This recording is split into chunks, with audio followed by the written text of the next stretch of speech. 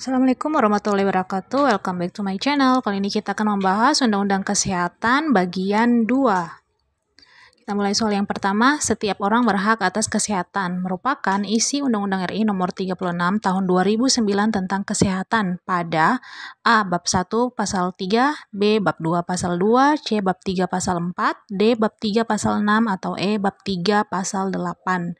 Jawabannya adalah C. Bab 3 pasal 4. Kita buka kembali undang-undang. Nah, di sini disebutkan pada bab 3 hak dan kewajiban, yaitu tepatnya pada pasal 4. Setiap orang berhak atas kesehatan. Soal yang kedua, sebagai petugas kesehatan kita harus memberikan informasi kesehatan dan pendidikan kesehatan yang tepat kepada pasien dan keluarga.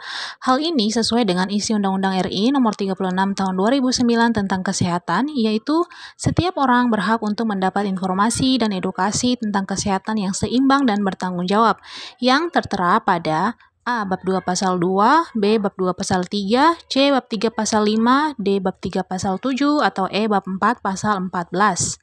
Jawabannya adalah D. Bab 3 pasal 7.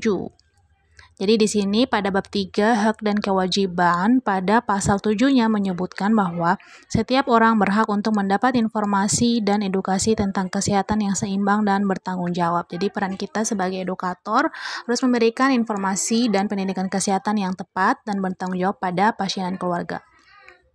Soal yang ketiga, pasal 9 ayat 1 Undang-Undang RI nomor 36 tahun 2009 berbunyi, setiap orang berkewajiban ikut mewujudkan, mempertahankan, dan meningkatkan derajat kesehatan masyarakat yang setinggi-tingginya. Pelaksanaan kewajiban tersebut meliputi A. Upaya kesehatan perseorangan, upaya kesehatan kelompok khusus, dan peningkatan fasilitas kesehatan. B. Pemerataan jaminan kesehatan, upaya kesehatan individu dan keluarga.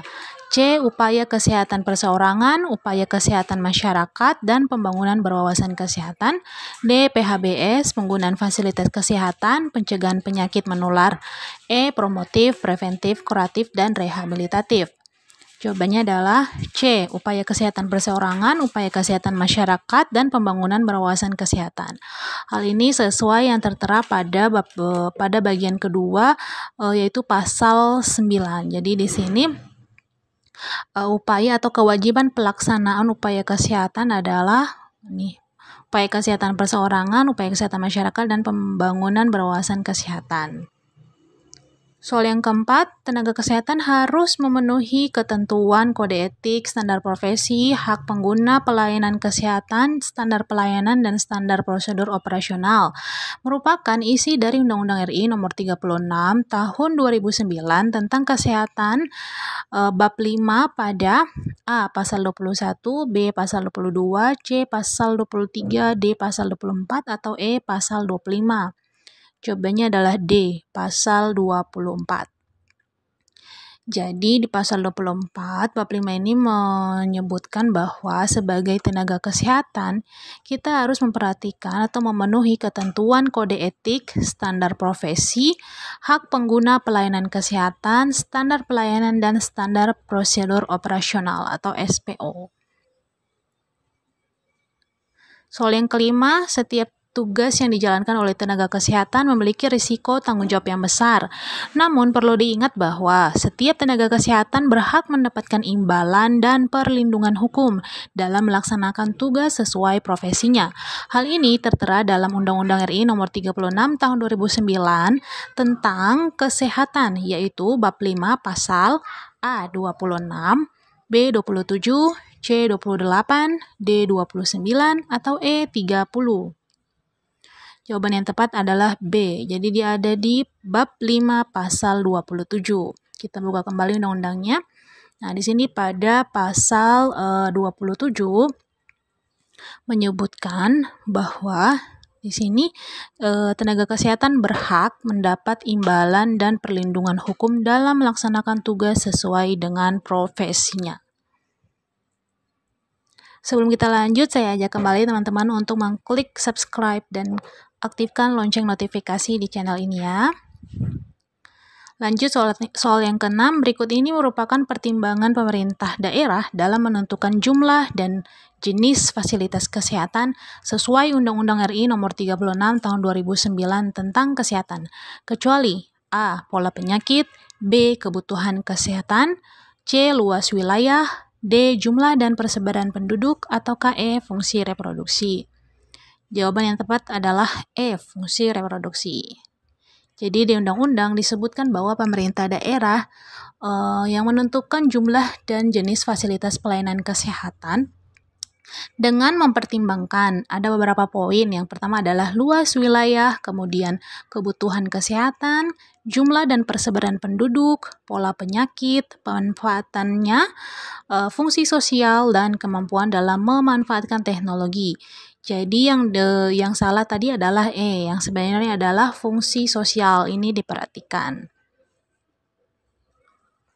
Soal yang ketujuh, pasal 49 bab 6 tentang upaya kesehatan menjelaskan bahwa penyelenggaraan upaya kesehatan harus memperhatikan A. Fungsi ekonomi, nilai dan norma agama, sosial, budaya, moral, dan etika profesi.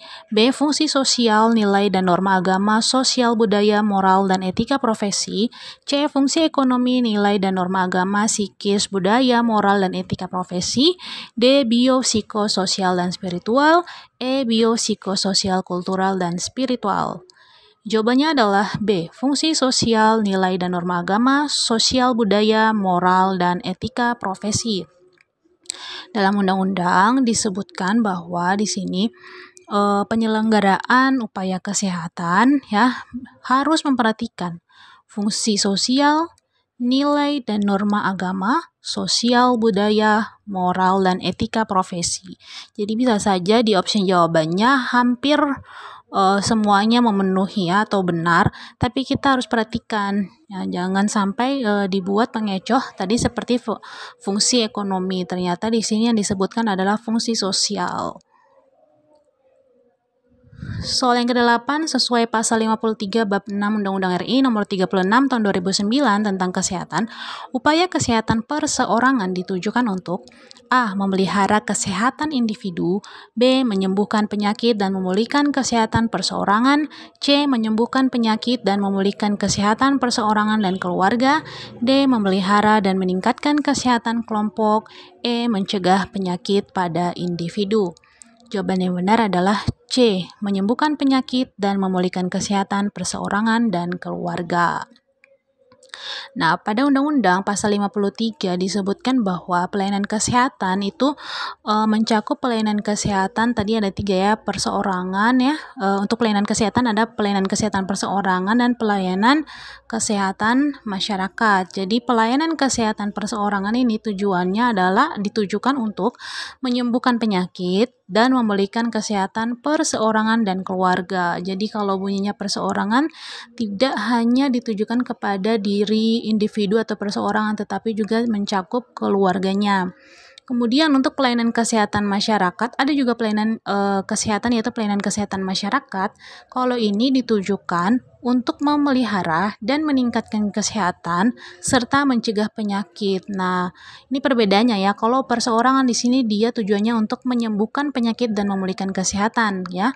Perseorangan dan keluarga. Kalau masyarakat dia memelihara, meningkatkan kesehatan, serta mencegah penyakit. Nah, pada kelompok atau masyarakat. Jadi, bunyinya bukan hanya kepada masyarakat, tapi termasuk juga kelompok-kelompok ya. Kelompok ini adalah bagian daripada masyarakat. Contohnya, kelompok lansia, kelompok balita, kelompok ibu hamil, seperti itu ya. Selanjutnya, soal yang ke-9 pasal 71 bab 6 Undang-Undang RI nomor 36 tahun 2009 tentang kesehatan menjelaskan bahwa kesehatan reproduksi meliputi hal-hal berikut kecuali A. Penyulit persalinan dan bayi baru lahir, B. Saat sebelum hamil, melahirkan dan setelah melahirkan, C. Kesehatan sistem reproduksi, D. Pengaturan kehamilan alat kontrasepsi, E. Kesehatan seksual. Jawabannya adalah A. Penyulit persalinan dan bayi baru lahir. Jadi, pada undang-undang disebutkan bahwa di sini pada pasal 71 ayat 2 menyebutkan bahwa kesehatan reproduksi ya sebagaimana dimaksud pengertiannya pada ayat 1, dia meliputi saat sebelum hamil, melahirkan dan sesudah melahirkan, kemudian pengaturan kehamilan, alat kontrasepsi dan kesehatan seksual dan kesehatan sistem reproduksi. Kalau kita lihat tadi di sini ada sebenarnya untuk penyulit persalinan, dia bisa masuk pada bagian ini melahirkan, itu sudah termasuk. Namun untuk bayi baru lahir di sini tidak disebutkan di dalam undang-undang ya. Jadi ada pengecohnya. Jawabannya adalah A.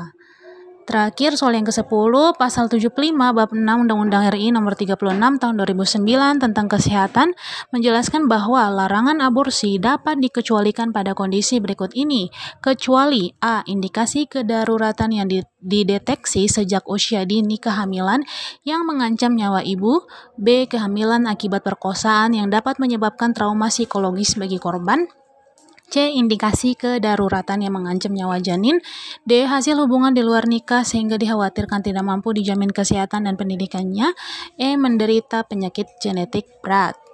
Jawabannya adalah D.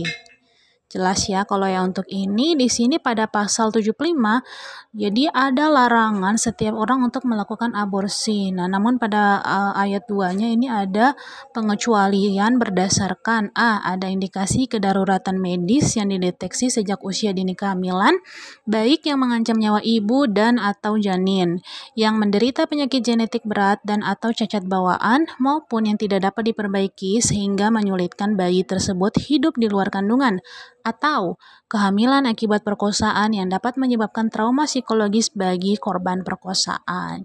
Jadi jawaban D tadi yang tidak disebutkan di dalam undang-undang. Oke, sekian pembahasan kita pada kali ini. Jangan lupa subscribe dan share ke teman kalian yang membutuhkan. Assalamualaikum warahmatullahi wabarakatuh.